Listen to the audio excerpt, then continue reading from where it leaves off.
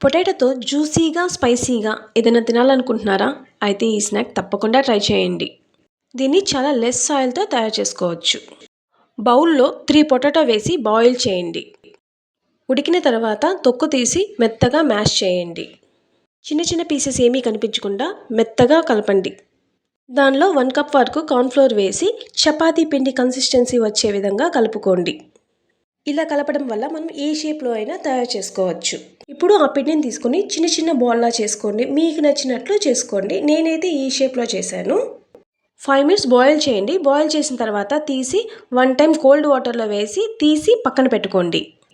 వీటిని జ్యూసీగా, టేస్టీగా చేయడం కోసం ఒక పాన్ తీసుకొని చిన్నగా చాప్ చేసిన garlic, chilli flakes, soya sauce, spring onion అదేనండి మన ఉల్లికాడలు, 1 స్పూన్ సెసమే సీడ్స్ వేయండి. ఇది హెల్త్‌కి కూడా చాలా మంచిది. 1 స్పూన్ హాట్ ఆయిల్ వేయండి. దీనిలో మనం బాయిల్ చేసిన రింగ్స్ వేసి బాగా కలపండి. కొత్తిమీర వేసి బాగా కలపండి. లెస్ ఆయిల్ వాడాలి అనుకునే వాళ్ళు ఈ స్నాక్ తప్పకుండా ఒకసారి ట్రై చేయండి. నెక్స్ట్ దీనిలో కొంచెం టమోటా కెచప్ కూడా వేసి బాగా కలపండి. ఈ కెచప్ వల్ల కొంచెం స్వీట్‌నెస్ యాడ్ అవుద్ది. స్పైసీగా, స్వీట్‌గా చాలా అంటే చాలా బాగుంటుందండి ఈ రెసిపీ. ఒకసారి తప్పకుండా ట్రై చేయండి. Happy eating!